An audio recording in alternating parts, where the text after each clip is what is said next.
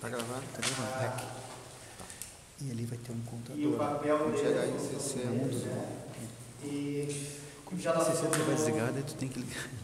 Aí ele vai achar que de um lado a ideia de espírito, Os bacalhau. o self seria a totalidade, o espírito imortal, e o self também como o grande regente, o centro do processo, representando a imagem dele, a força transpessoal como arquétipo regulador, criativo, que nos impulsiona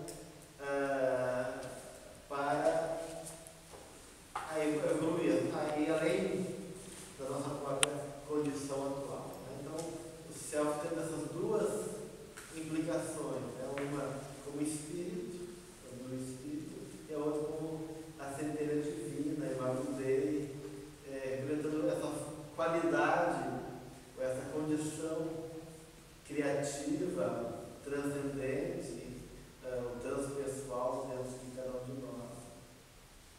Bem, que na verdade é imanente. Oi? Que na verdade é imanente.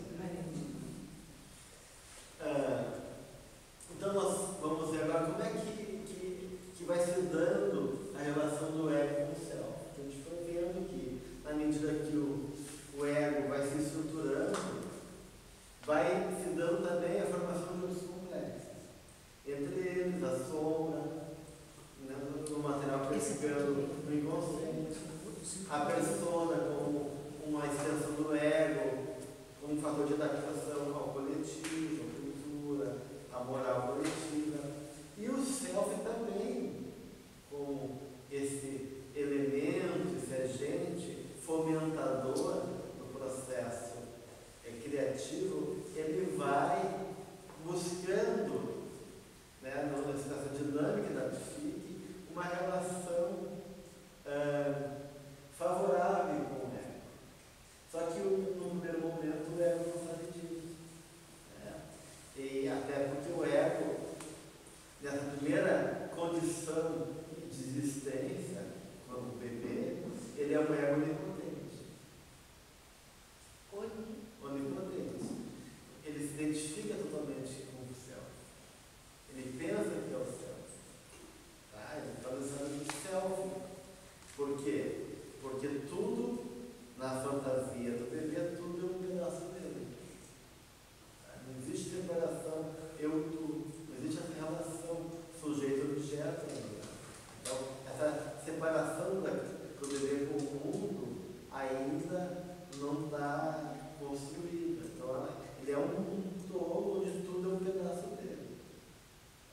Desculpe interromper, mas só para esclarecer. Então, essa interação, na verdade, até esses atritos entre o ego, o self e a sombra, isso em cada encarnação vai se repetir, de repente de uma forma mais rápida, mais amena, ou mais profunda, mas isso vai se dar sempre, faz parte do processo encarnatório. Pelo menos nessa condição humana que a gente conhece. Sim. Em outras coisas diferentes. Provavelmente. Mas nessa, né, mesmo os espíritos ditos missionários. Né? A gente lembra que a gente viu que todos tiveram suas crises, né? Seus confrontos. O próprio Cristo foi testado no deserto, teve que vencer a sombra. Quer dizer, esse momento, né, de superação da sombra e tomada da consciência do ego em relação ao self, e chega um momento que isso se faz em todo o processo. O mergulho no princípio. O mergulho no princípio. O princípio de novo, o princípio aqui, né? Ah, sim, nesse sentido. Né? Fica mais fácil de entender que eu falasse, que eu não aceitei, que não me entrou na cabeça muito bem aquela questão de que isso aí, na verdade, iniciava o processo da encarnação. Eu achava que isso fazia parte do conhecimento do espírito, ou seja, caminhava junto com o espírito toda essa relação aí, mas é uma questão Também, mas ela é atualizada e manifestada em cada encarnação dentro do processo do nível de consciência que cada espírito se encontra. E na dimensão espiritual, quando a gente regride também para poder reencarnar, é a mesma coisa, o mesmo processo, para Vai ser semelhante? Não, no processo reencarnatório, dependendo também da evolução do espírito, né? A gente vai perdendo a forma espiritual da encarnação anterior, vai se fusionando, né, com a mãe, no sentido de poder se manter nesse novo corpo que perispiritualmente está sendo moldado. Né? Então, na verdade, o que acontece nesse processo de regressão da forma do espírito? Né? É um processo de participação mística, de um estado de indiferenciação momentânea que o bebê também vive quando ele vem para a vida. Né? No primeiro momento, ele vive isso que chama de uma participação mística, um estado de indiferenciação com o todo. Ele, o todo, é uma coisa só. Ele não foi expulso ainda do paraíso. Né? Ele está aí naquele estado. Né? Então, ele está no estado de inflação.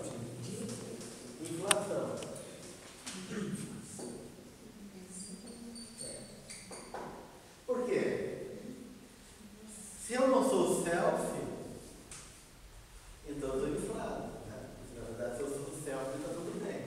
Se eu sou tudo isso, se eu sou, eu não estou inflado. Né? Mas no caso desse eguinho que está despertando, ele está numa fantasia do impotente. Né? Que está identificado com o self, fusionado com o self. Que é essa condição aqui. Ó.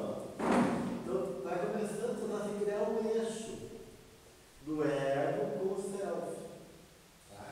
No primeiro momento, há um estado de fusionamento. Certo? Então, o bebê entra no processo de começar a vida, um processo circular e evolutivo, né? Esses ciclos das fases da vida que a gente vai passando, uma espiral, daí ele está vindo aqui, no estado inflado, onipotente, está fazendo o onipotente dele, até que existe um corte, uma ruptura que é esse estado de água. Alguma coisa frustra ele. Alguma coisa interrompe essa fantasia onipotente. Alguma coisa se opõe a essa fantasia, ou não corresponde a essa fantasia, então há uma corte da inflação. E nesse momento ele se sente apartado do self. E ali faz esse movimento de ruptura, que é esse estado aqui. Esse corte da inflação pode ser uma frustração? Uma frustração, uma cólica intestinal, que ele chora, não passa, né? No primeiro momento, né? Pode ser depois, quando ele já está falando, um corte do pai. Não, tu não vai mexer aí. Né? Eu queria entender melhor o afastado do self. Porque daí, na fantasia do ego, ele pode tudo, ele é o self. Quando vem o mundo e corta, né? Ele é expulso do paraíso. Ele é afastado, daí ele vê que ele não é todo poderoso. Que ele é todo poderoso. Só que daí ele cai no outro extremo, ele se sente rejeitado, abandonado, ou sozinho. Então, ele fica apartado, né? Dá uma fase de que ele não é simplesmente apenas uma desidentificação com o self. Há uma ruptura. Né? Por isso a importância do atendimento, do cuidado. Deve acontece. Porque se você não tem essa noção de ruptura, ele não tem como redimir, como recuperar essa relação. Tem que sentir-se mesmo apartado para poder estabelecer alguma forma adequada de chegar de novo no céu. Tá? Isso pode acontecer a qualquer momento, a partir do nascimento. Isso, você vai receber. Isso aqui é um processo espiral, né? Claro, isso então, vai acontecer, mas pode ser a qualquer momento. A qualquer momento. Desde a primeira hora que nasce até mais tarde. Até o próprio nascimento. Sim, o nascimento. O nascimento também já é, muitas vezes, um susto, né? Daquele estado né? Ou até na gestação, né? Tem momentos que a criança vai se assustar, ela vai sentir o nervosismo da mãe,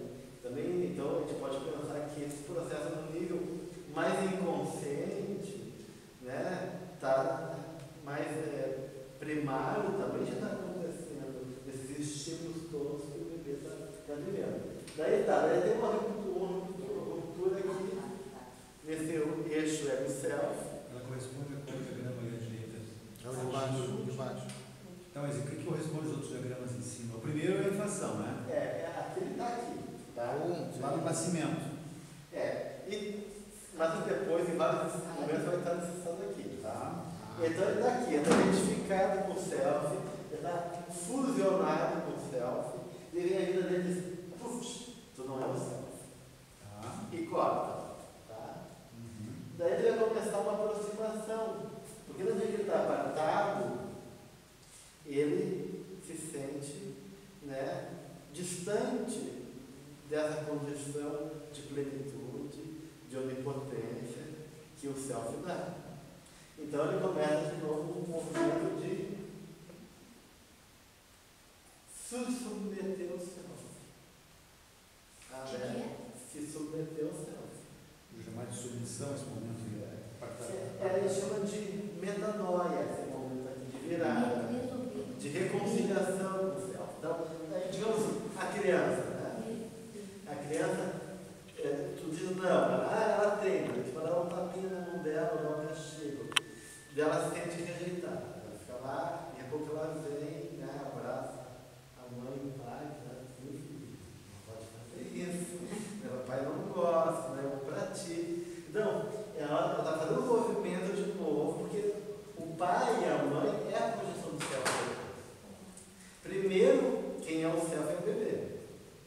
Na medida que ele vai crescendo e neurologicamente e psicologicamente vai amadurecendo, a ponto de reconhecer e fazer relação ao eu-tu, o self vai oscilar. Às vezes ele pensa que é o self, e aí o mundo diz, não, o self não é você, é o pai e a mãe, é o mundo. Então, o mundo vai mostrar para ele que ele não é o self, que ele está no troninho dele, e de repente ele é destronado, e aí vem uma força, uma autoridade, que finalmente é o pai e a mãe, uma figura, né, do cuidador, da autoridade, que fica como projeção do self da criança. Então, a primeira figura de self que a criança tem são as figuras dos cuidadores. E esse movimento que toda criança tem, assim, de ficar questionando essa autoridade, de ficar testando essa medida e reincidente, né? Quer dizer, como tu diz, deu tapinha na mão lá, deu uma orientação, tá tudo normal, daqui a pouquinho ele vai tentar esse movimento de novo para ver se aquela regra não flexionou, se ele não consegue invadir de novo aquela situação que ele estava antes.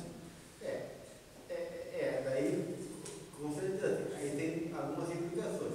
Ele está testando realmente, né? Por um lado ele está testando, e por outro lado ele está desafiando. Né? E nesse desafio ele também pode estar mostrando de maneira reiterada pelo comportamento que ele não entendeu o mensagem. Porque muitas vezes a forma de manejo do pai e da mãe é inadequada.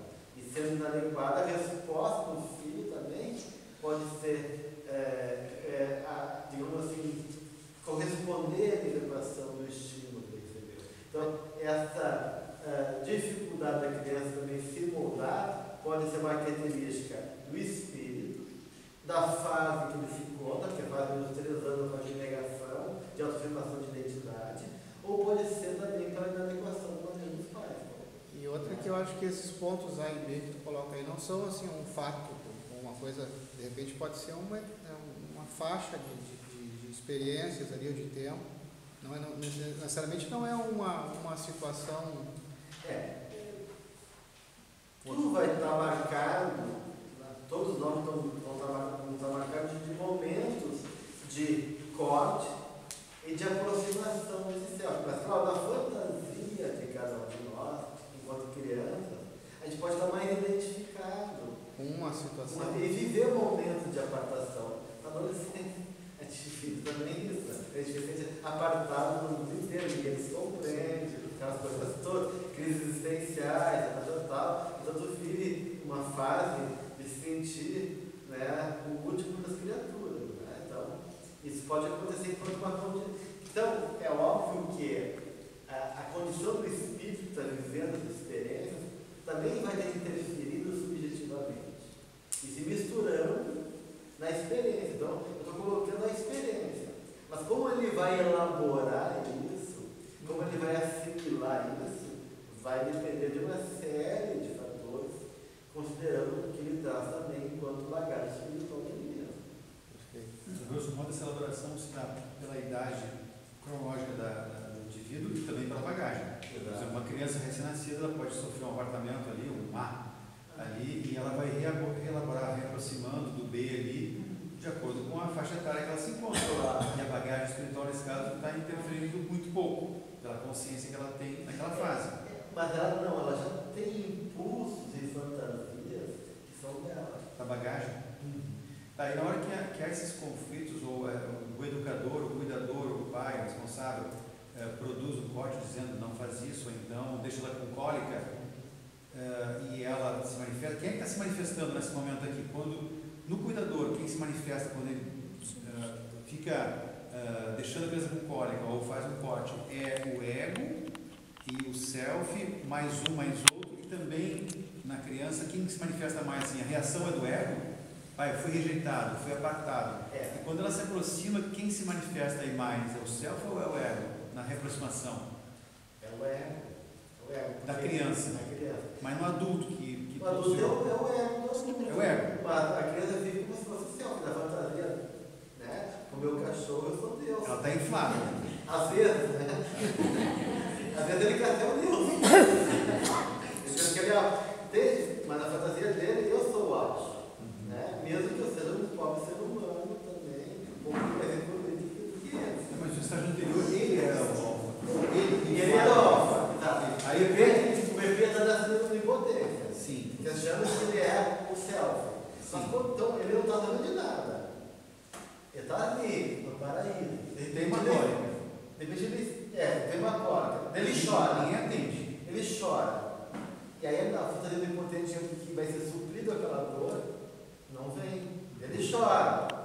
Daí não vem, ele chora. Ele vive um momento de não inflação, de impotência.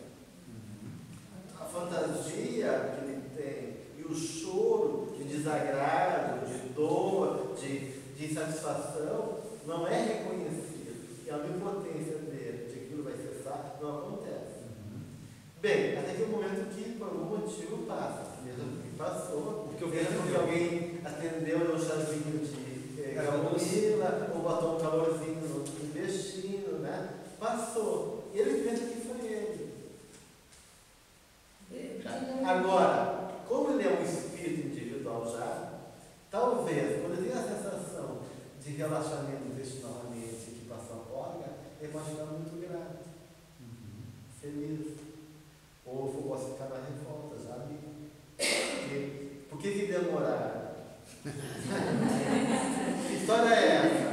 Então tem a fantasia do espírito, mesmo que a experiência, cada bichinho está vivendo, né, a experiência de frustração, mas existe um espírito aí com certos valores, com certa bagagem e com uma compreensão que não é egóica, mas que vem em termos de pulsão, fantasia de pulsões. O bebê já fantasia. Então o sentimento de gratidão ou de ingratidão tem uma gênese por aí, nessa fase. Tem. Mas ele só vai ser grato ou ingrato também dependendo da evolução que ele é. Então existe uma compreensão que é do espírito, que não é do ego.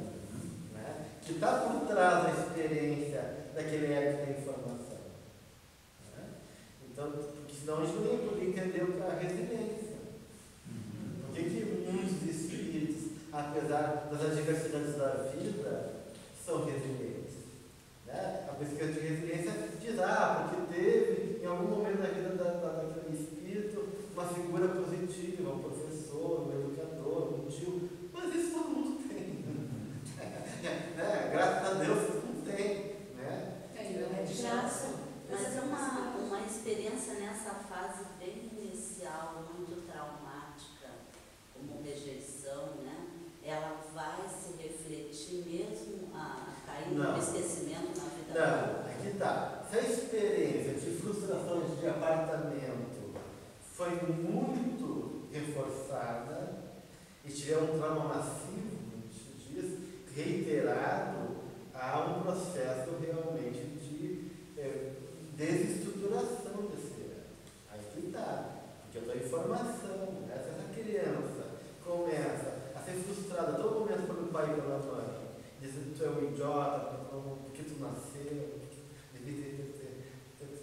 interpretado, ou tudo que eu faço é visto, interpretado por essa figura de autoridade como negativo, então eu estou sempre, tudo que eu faço não adianta.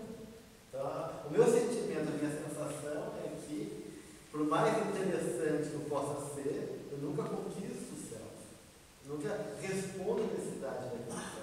Aí eu posso me identificar com esse lugar inferior e ficar com realmente uma condição egóica de muito prejuízo, de autoestima, de autoimagem, assim por diante. Daí o self nem se manifesta mais, né?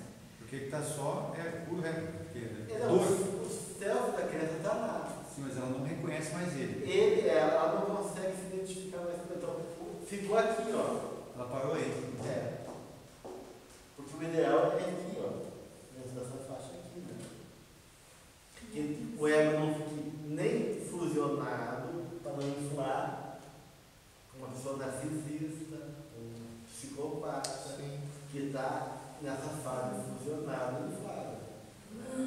Nem um processo de ruptura onde ele se sente apartado e não consegue se vincular aos aspectos criativos da vida, do seu próprio self. Né? Então, nenhuma coisa nem outra. Né? Sim, isso pode demorar.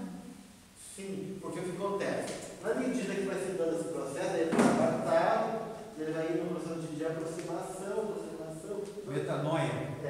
Que é virada, tem uma virada de atitude, de humildade, está dando impotência, vira, se torna humilde.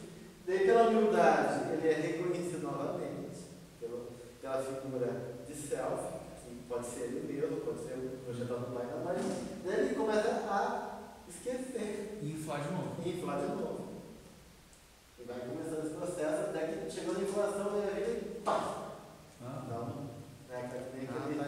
Aquela propaganda do Docs, né, que vem a velhinha pelo o House no outro e pá! Então, a defensora da vida vem para mostrar que, peraí, tu investiu novamente. Então, em vários momentos da vida, vai ter mesmo nosso adulto. Isso que eu ia te perguntar, esse é um processo. Um processo que vai estar sempre presente na nossa vida. Agora, na medida que o ego vai se estruturando, vai construindo uma identidade, ele vai estabelecer um tipo de identidade. Aí ele, digamos assim, enrijeceu e criou uma estrutura. Então, mesmo que o self possuísse novas experiências, eu já vou estar identificado com um padrão que vai ser difícil de eu sair. O ego já está formado, já cria essa imagem, esse eixo se estabeleceu de uma maneira ou patológica ou sadia. Vai começar só na outra vida. Não é. Os psicólogos que ajudam, né? Às vezes, de 10 vidas, a Joana Dias falou que lá no plano espiritual, eles medem a evolução em 10 e 10 encarnações. De 10 em 10? De 10 em 10. Então a coisa não é. Né? Tem certos processos psíquicos que são muito difíceis de superar em uma encarnação. Não é assim. A partir de que momento a pessoa vai reencarnar? Olha. A partir de que momento a pessoa reencarnou? No momento da fecundação? Então, claro, na fecundação já há vida, né? Já há vida, mas o processo reencarnatório se completa na maioria dos espíritos aos 7 anos de idade. O Manuel Filomeno de Miranda, naquele livro Temas da Vida e da Morte, que é preciosíssimo, ele diz, mesmo que a maioria dos espíritos, eu mesmo, posso concordar em termos que a reencarnação se dá aos 7 anos de idade, eu gostaria de estender esse prazo para a adolescência. Então, ele vai dizer que a reencarnação mesmo, né? Os 7 anos é um momento de acoplamento do espírito com a matéria, de maneira... Mas e antes não é espírito? Não tem, claro. Mas Ele que rege tudo. sim, claro que tem espírito, ele já está A partir de que momento o espírito está ali na parte da fecundação. Fundação. Agora, o processo de reencarnação já está ali. Já está ali.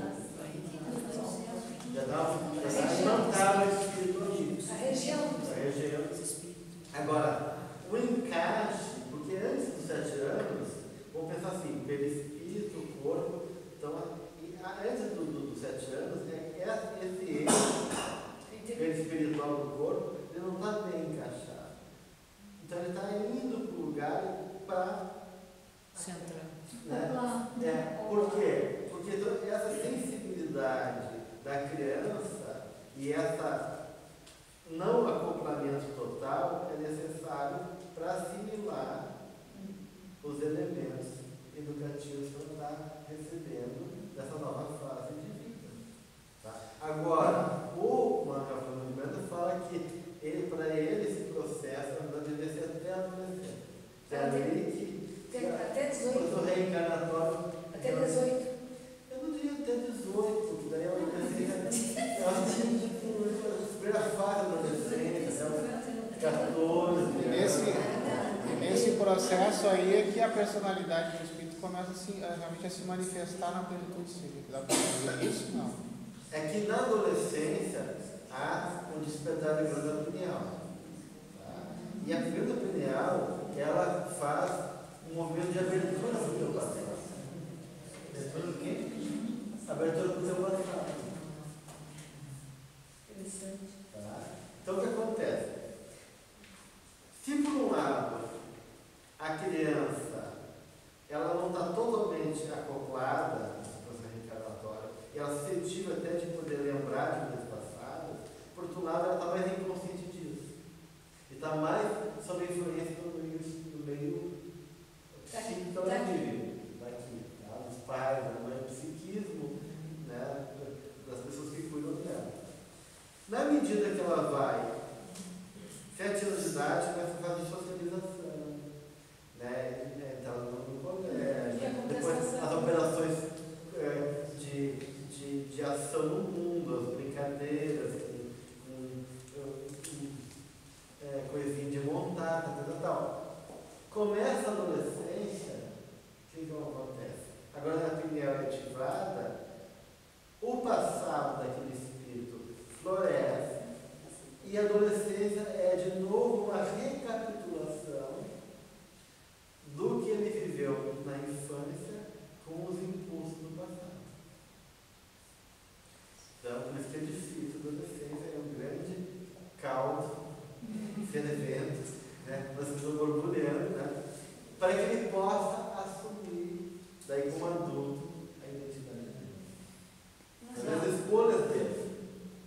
Porque na adolescência é um processo daí de superação e de escolha, de assumir aquilo que ele é, enquanto identificações de valores que ele vai construir nesse processo do que ele recebeu do mundo, na educação, e se ele recebeu pouco ou não recebeu nada, é pior, porque o sofrimento dele vai ser maior, porque daí com a adolescência ele vai ter que enfrentar o passado dele, né, os processos internos que vão sendo ecoados na puberdade, para poder aí fazer a síntese entre os impulsos do passado e os elementos que identificam a família e assumir a personalidade dele. Dessas teorias todas que a gente tem para que aborda esse assunto da reencarnação, o que mais me agrada, não sei se vocês conhecem Rudolf Steiner, que é o criador da antroposofia e criador da pedagogia Waldorf. Então ele aborda isso, quando ele entende o educando, né, o ser reencarnante. Ele diz, quando a criança nasceu apenas o corpo físico. Até os 7 anos, começa a se manifestar, a se instalar o corpo etérico.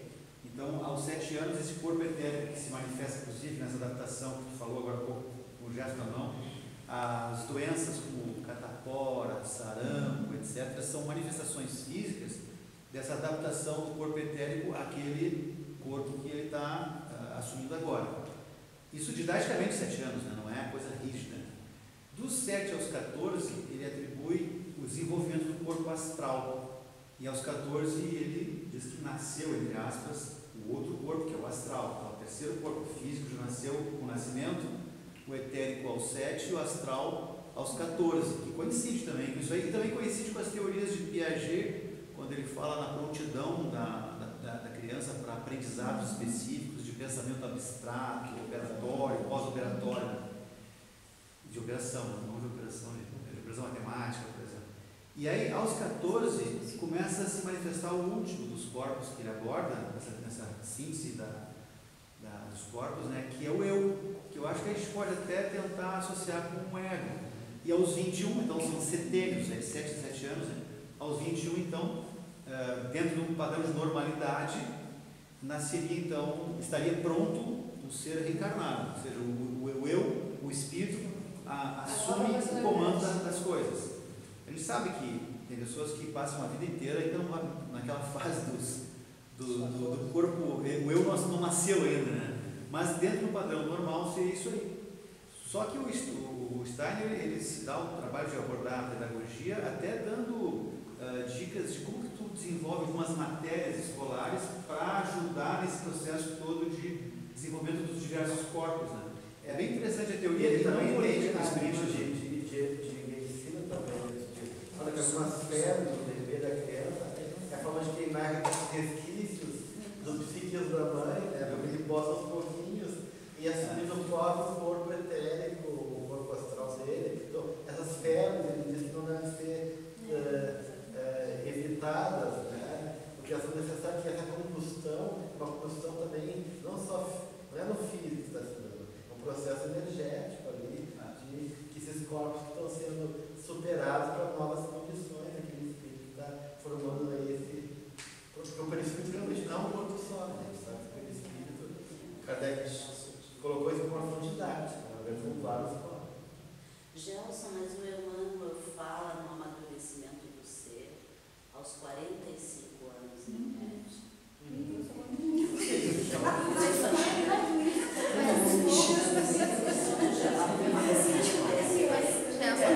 Steiner também segue com esse roteiro, né? Steiner também vai seguindo com esse momento. É que o Jung vai dizer que a crise da meia-idade vai ter o confronto com o céu. Vai ser uma dessas. Na crise da meia-idade, há esse confronto com o céu. Por isso que o Emmanuel fala 45 anos, o Jung fala a partir dos 40, 42, começa uma crise existencial, que é um movimento mais profundo, onde o céu quer ser reconhecido. Quando o Senhor O que tem? Quer ser reconhecido. Então o Von Franz fala, ela brinca, dizendo que o indivíduo, depois que chega à idade adulta, acha que agora ele é dono de si mesmo, né, que não mais obedece aos seus pais, depois da adolescência, a adultez, e acha que agora está pronto, que é dono de si mesmo. O medo engana. Aí ele superou a parte mais fácil. Agora é a parte de superar a consciência coletiva. Superou os pais, mas não a consciência coletiva. Voltando ao diagrama ali, Gelson, então ele está numa situação de ruptura ou de crise e o diagrama que representa aquilo de baixo.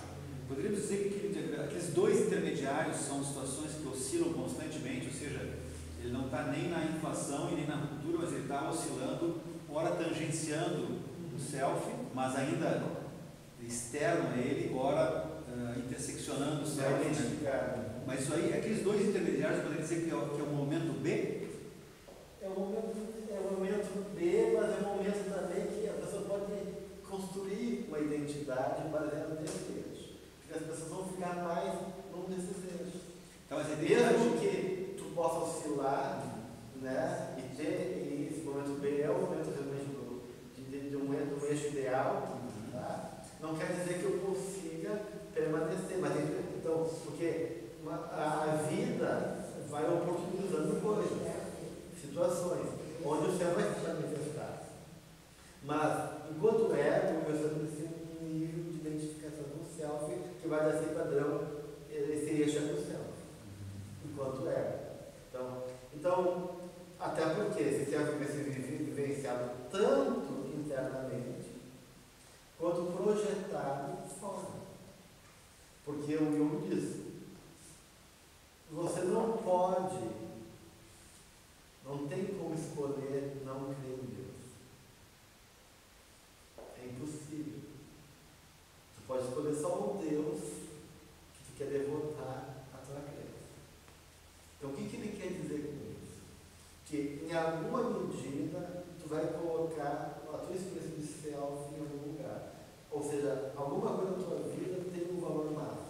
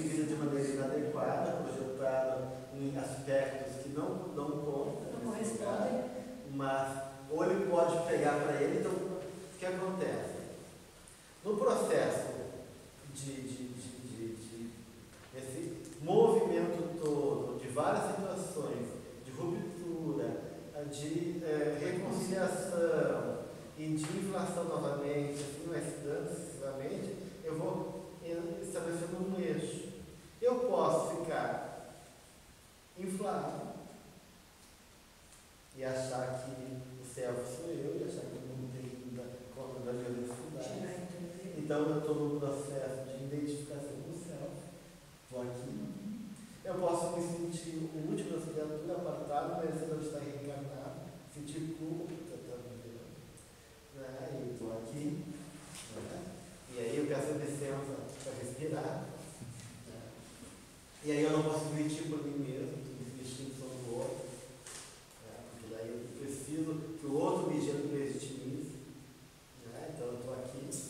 Ou eu posso estabelecer uma relação mais, ter um ego saudável, com autoestima, porque me sinto filho, né? Perto desse lugar, não estou lá, dedicado, mas não estou apartado, mas reconheço que existe, né, esse elemento maior e tem uma relação daí criativa com o self, né? Daí eu vou internalizar isso e vou ver isso também fora. Agora, quanto mais inconsciente eu tiver disso, mais eu vou projetar de maneira concreta na vida. De maneira concreta na vida, eu vou projetar essa experiência. Porque tudo que eu não consigo vivenciar de maneira consciente, né, e simbólica, mais eu vou projetar isso de maneira literal. Vai me interessar na matéria. A matéria vai me ocupar no lugar do simbólico. Né? Exemplo. Por exemplo, eu ficar preso por uma fantasia arquetípica que me move, como é, por exemplo, ter muito poder, muito dinheiro, muita beleza, né? E ficar, daí não é eu que movo a vida, é a fantasia que me move. Eu penso que estou regendo a minha vida e que isso foi uma escolha minha, mas na verdade sou prisioneiro de uma fantasia arquetípica onde o céu está projetado de maneira literal naquela experiência da qual eu fico escravo. Eu coloco o céu fora de mim, é isso? Fora. Tu pode botar isso numa experiência adequada no mundo, numa autoridade que realmente tem esse valor, né? Numa igreja, numa figura, numa deidade, né? Então tu pode viver isso aí simbolicamente. Tu pode viver isso projetado numa experiência que o self é a experiência de maior valor na tua vida. Isso é self. Tu pode botar na relação com uma pessoa. Quando tu se apaixona, tu fica nesse estado de self, né? E aí, se tu se apaixona no outro, porque o self é nativo, né? E se o self sair embora, tu fica nesse estado aqui, miserento, apartado, né? Então, às vezes de apaixonamento é uma vivência de self, né? Tu pode projetar isso na vida concreta, nos valores do mundo coletivo, como poder, sucesso. Tu pode botar numa coisa material, como um carro, né? Ou num impulso que te move, num impulso, uma compulsão, droga, uma experiência de self. Sexo, sua experiência de self. Maternidade? A maternidade. Por exemplo, tem mulheres que não, a maior alegria da vida foi ser mãe. Positiva de self.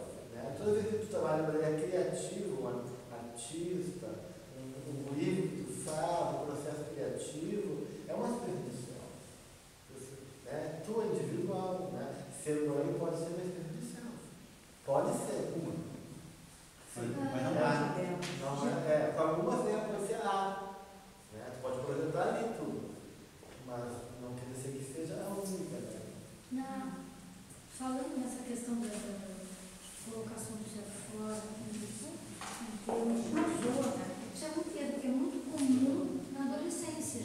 Quando o adolescente ainda está nessa fase da construção de identidade, de busca da sua afirmação pessoal, ele cria não, tem lá um ídolo, seja um artista, o herói, uma pessoa da família, busca lá uma pessoa que ele acha maravilhosa e projeta o seu ideal. Ele está colocando o self lá, é isso? Ele está falando, sim, está precisando, como ele não consegue ainda reconhecer essa força nele, porque ele, adolescente, ele enche o peito, mas lá por dentro ele está com medo, né? Ele foge, ele se esconde no quarto. Chega gente e se toca. Então ele está nessa experiência de tentar matar o pai infantil, que são muito grandes, de desqualificar os pais, para poder se sentir podendo, mas como ele não pode, ele busca essa identificação com um ídolo, com um herói, para poder fazer esse exercício de poder criar as próprias referências dele, sem se depender mais de pai e de mãe. Mas ainda, ou ele se dilui no grupo. Sim. Né? Que é uma forma de junta 10 adolescentes para dar uma, né? Peguei um cardume de igreja, né? Então, essas são experiências que a gente vive como adolescente. Porque ele tá exercitando o... É a zona de impotência egóica, que é, por exemplo, impotência também é um juízo de céu, que é um impotente. Eu posso, eu consigo. Ai, que medo. Eu vou, né? E graças a Deus eu sou os hormônios também, que nos impulsionam aí, mas que a gente também tenha medo, né? Então, a vida ajuda também, né? Então, tem toda uma dinâmica realmente acontecendo ali, de muita tensão entre essa imagem infantil, que está tendo que reivindicar, e essa nova imagem que tem que construir, mas que ainda não está construída e que é muito insegura, porque ele não está ainda com os critérios, com as referências amadurecidas, está descobrindo a possibilidade de poder fazer isso enquanto discriminar, seja o valor, moral, sexualidade, identidade sexual, profissão, tudo mais. Então, imagina só, é uma grande... Então, se o educador... Isso é essa fase. O que se torna problemático e doentio é se essa fase se estende e o ser humano continua, o indivíduo continua projetando o certo fora dele. E essa fase, se problemática ou não, dos elementos que ele já vai assimilando de uma infância que foi mais adequada ou menos adequada. É um processo sucessivo de processo que está vivenciando junto com os impulsos reencarnatórios que com a pineal é ativada também. Tá, mas aí passou a adolescência, já chegou nos seus 25 anos. Sim. E continua assim, aí já... A nossa sociedade pós-moderna, ela é eminentemente adolescente. O modelo da sociedade americana pós-moderna que a gente tem aqui é um modelo de adolescente, de eterna adolescência. É um modelo que é vendido, reforçado e alimentado pela sociedade. Então, os velhos não querem envelhecer e querem voltar à adolescência, e os adolescentes não querem amadurecer, sendo adultos. Essa é um padrão e é um padrão realmente neurótico. Então, se o educador tem essa compreensão de que nessa fase aí é esperado uma reação de assumir a sua própria identidade, rompendo com os conselhos, com as orientações, aquele pai herói que até os 7 anos, até os 14 anos era tido como tal, ele passa a ser, não está com essa bola toda, né? E os pais do vizinho podem ser melhores ou melhores. Então, se a gente entende isso aí, talvez o educador não sofra tanto, porque às vezes produz uma queda de braço, ou seja, eu vou mostrar que eu mando, ele tem que me obedecer, enquanto estiver embaixo desse teto, tu vai fazer conforme eu mando. Então, há uma briga de poder, né? O adolescente querendo assumir as suas rédeas, mas usando uma linguagem que eu acho que é mais ou menos universal, que é de contestar a autoridade familiar, paterna, e os pais que não entendem esse processo que nós estamos agora aqui discutindo, podem bater de frente com eles e não vai ajudar. Talvez se a gente diz, bom, vem cá, tu está querendo assumir a tua identidade, pode assumir, eu quero, eu faço questão que tu assuma, mas não precisa brigar comigo, não vamos ficar de mal, né? Talvez seja essa figuração que eu imagino. Mas tem uma questão que conflitua com os pais, que os pais também revivem as suas fases. Quando uma criança passa por uma fase, automaticamente, de maneira mesmo que inconsciente, emocionalmente tu vive aquela fase de ti. Então, se tu passou mal para a tua adolescência, não soube lidar com a tua sexualidade, quando teu filho estiver passando por essa questão da adolescência, tu vai estar em conflito, então vai ativar também em mim as minhas coisas mal resolvidas que vão entrar em choque com o adolescente. Mas aí nós estamos diante de uma situação de estagnação, porque se eu revivo a minha fase que não foi boa, ou que foi boa, e eu não produzo uma transformação nas gerações ou na evolução espiritual, então não vai mas é também uma nova oportunidade de que na vivência do meu filho, onde aquilo é ativado em mim, eu posso também ter uma chance de aprender com ele e superar e ensinar ele. Porque na verdade aquilo é evocado.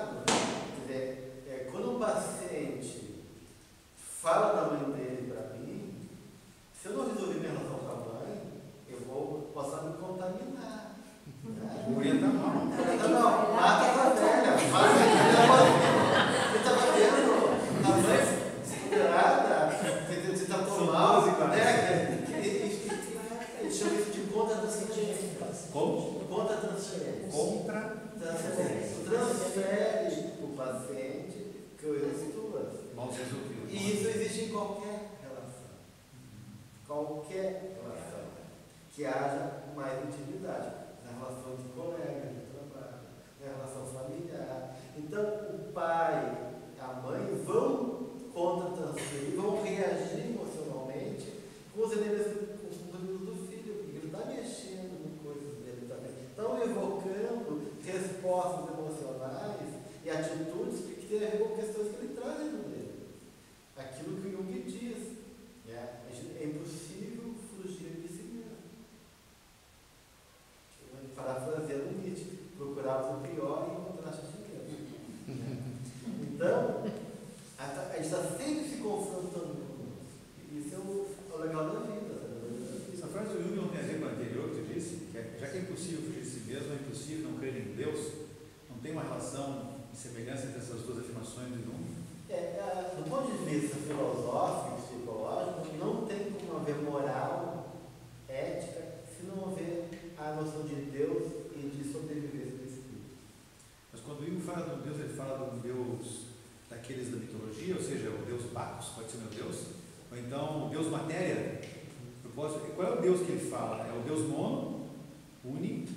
Não, o Deus que ele fala assim, de Deus eu não posso falar, eu sou um psicólogo. Sim. Eu não sou teórico, eu não quero, mas eu posso falar da vivência psicológica de Deus.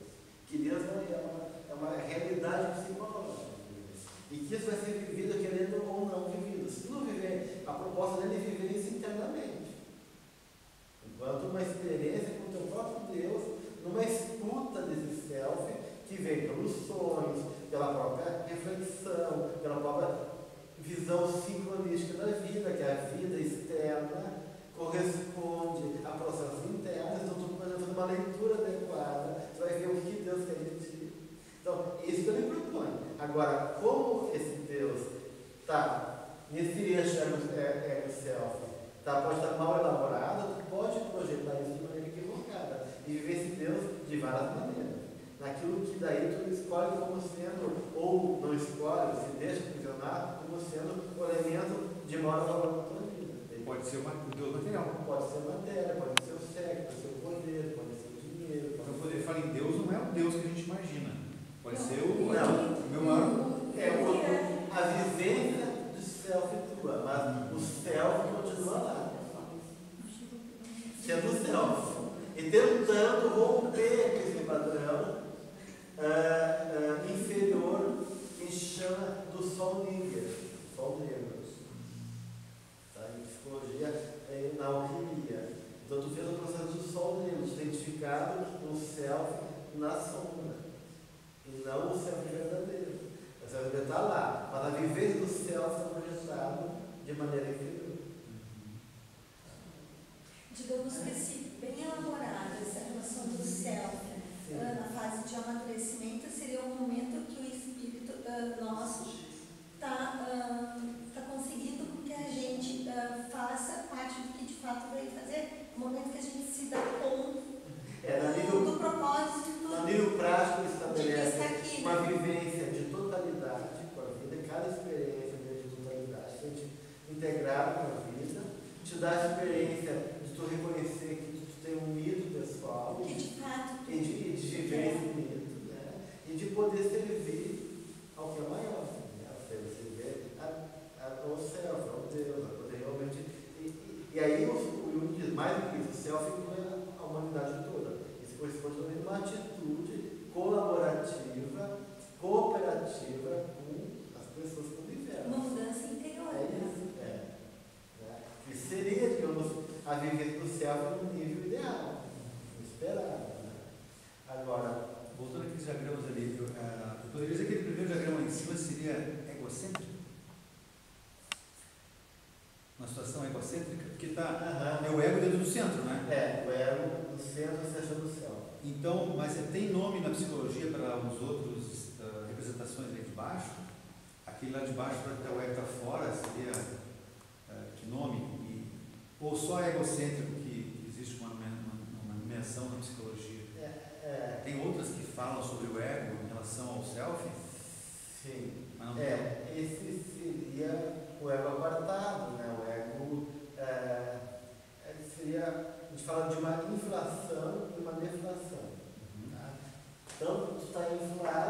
ele torna uma deflação, uma ruptura. E aí esse ego está apartado do céu.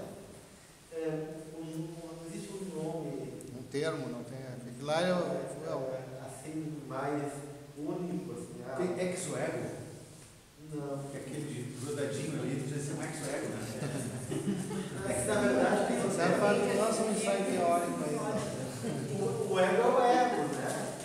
O ego é quando é que nós vamos ser novidades. É egocêntrico. É que aqui a gente chama de um ego inflado. Porque na verdade o ego não deixa de ser um centro. Existe dois centros do psique. O centro da consciência, que é o ego, e o centro da psique como um todo, que é o cérebro. Então eu posso estar egocentrado no sentido positivo, ou egocêntrico no sentido negativo. Né? Porque eu tenho que estar centrado. Né? Então um ego bem centrado. Então, se está centrado, não quer dizer que é egocêntrico. Né? Porque o ego onde tudo a referência é o ego. Eu pego tudo para mim. Daí eu estou tirando o lugar, na verdade, do céu. Eu estou ocupando um lugar que não é meu. Né? Então. Mas o egoísta deve estar num desenho daquilo de cima. Sim. O egoísta, né? A onipotência e o egoísmo são assim. Sim, mas então a humanidade está quase toda ali dentro. A humanidade está quase toda naquele primeiro aqui. Num dos dois. Porque eu estou desde o serviço do céu. Eu reconheço, eu estou numa relação positiva com o céu e eu serviço dele. E o último, qual o estado nesse sentido de egoísmo, altruísmo? Não teria uma representação do último ali, que é totalmente afastado? Esse último é um quadro doente, né? Eu acho que é um quadro. Sim, o primeiro e o último. Eu acho que é um ego deprimido. Deprimido não necessariamente, né? Porque a depressão pode ser um efeito de um ego que recebeu muitos maltratos. O ego foi desqualificado, sofreu muita violência, ele pode fazer uma estrutura de personagem deprimida, como efeito, mas não é a única, né? Dá para dizer que sempre é depressão. Mas há um trânsito dos quatro elementos. Todos nós vivemos os quatro, às vezes descemos, subimos. Assim, ó. Ficamos no meio. Aí o que acontece? Nessa relação do eixo e do self, eu estabeleci um nível de relação, né, do ego com o self. Mais adequado, menos adequado, mais inflada, ou me sentir rejeitado, apartado. Mas o self vai estar sempre manifestando. Daí na crise da meia-idade vem um momento que ele quer realmente mostrar o que vem. Independente de tu estar uma boa, uma má relação, o self diz, eu estou aqui e preciso que tu me reconheça. A forma que se dá isso vai ser as mais diversas. Tanto do ponto de vista gratificante como dolorosa. E o gratificante e doloroso não quer dizer que seja positivo e negativo. Porque o gratificante pode ser uma bomba e o doloroso pode ser uma bênção. Não tem, né? Mas a forma como é que o céu vai se apresentar e as condições que vai impor o céu vai depender, de um lado, da necessidade desse céu se manifestar e da atitude inadequada desse ego. Então, eu queria até dar alguns exemplos para vocês. Um exemplo é Jacó e a luta com o anjo de Jafé, que nasce do Velho Testamento. Jacó tinha roubado o lugar dos primogênitos, né? Então o pai estava cego, ele é abençoado pelo pai e rouba o lugar do irmão, que era o primogênito, e ele tomou ingrediente do pai, e o pai abençoa ele, e ele fica como sendo aí, que herdou o legado do pai. Os irmãos se separam. Mas ele mata o primogênito? Não, ele engana o pai. E o primogênito que vai dar as duas grandes tribos, Israel, os judeus, né, que é Jacó, um é filho da mãe mesmo, e outro filho de uma serva, né, que são os primos que vão dar os muçulmanos. Eles são primos, na verdade, estou falando da construção histórica dos povos regidos lá por Salomão, que é o patriarca, que vem, né, no processo. Então Jacó é um momento de divisão dos primos, né, onde são primos, são irmãos, né? Então eles se apartam, e claro que Jacó fica com culpa e fica fantasiando que o irmão quer destronar ele, o irmão se afasta, cria seus próprios guerreiros, cria sua própria aldeia, né? E óbvio que o irmão dele está muito incomodado e com todo o direito pode a qualquer momento reivindicar o lugar dele. Sim, porque ele sabe que o direito era do irmão. E ele sabe disso também. Né? Então, e aí ele está lá com suas 20 mulheres, nas tendas, os povos, tudo. E ele tem a notícia que o irmão dele está se aproximando com os guerreiros. E né, já chegou a hora. E todas as fantasias que ele fez se tornam, daí, todos os temores se tornam muito vivos. Ele pede para as mulheres se afastarem, a família, e fica sozinho na tenda dele. E Não, vai acontecer. Aí eu só. ele é visitado Ele vai de desligar. Agar. Tem que ligar de novo. E luta a noite inteira com o anjo. É uma luta. Vamos ver um pouquinho. E nessa luta ele consegue vencer o anjo.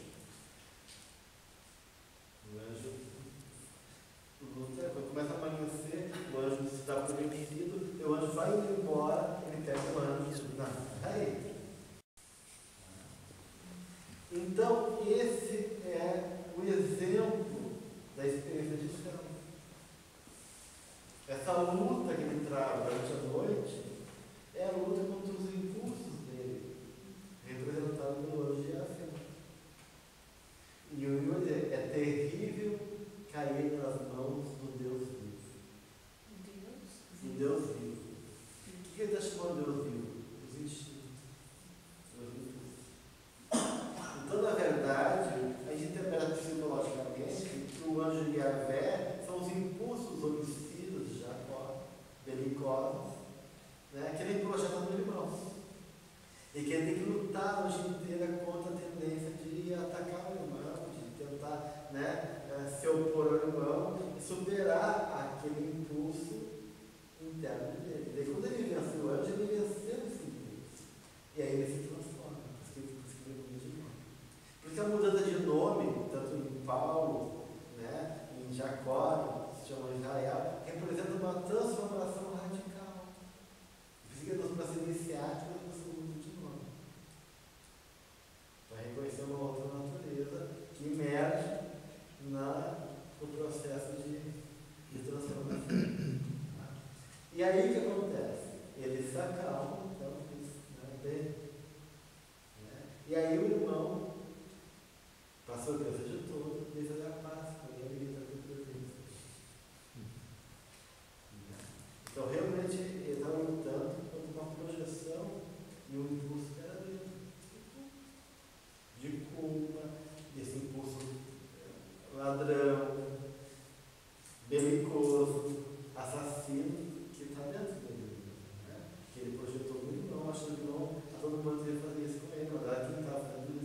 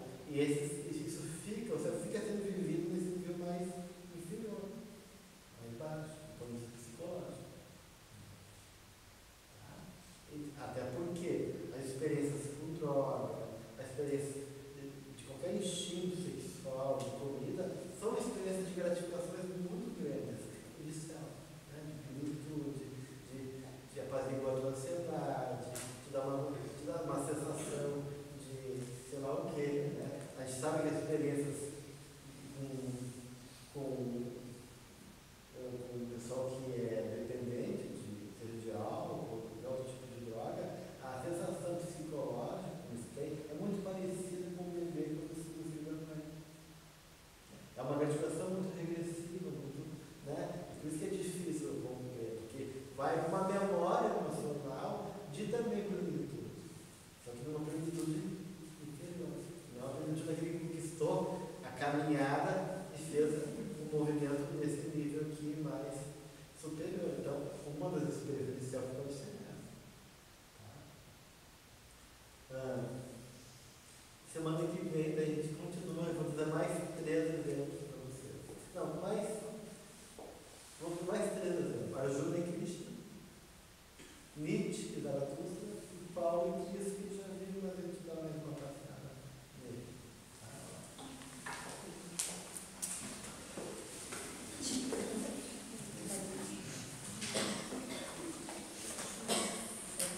Então vamos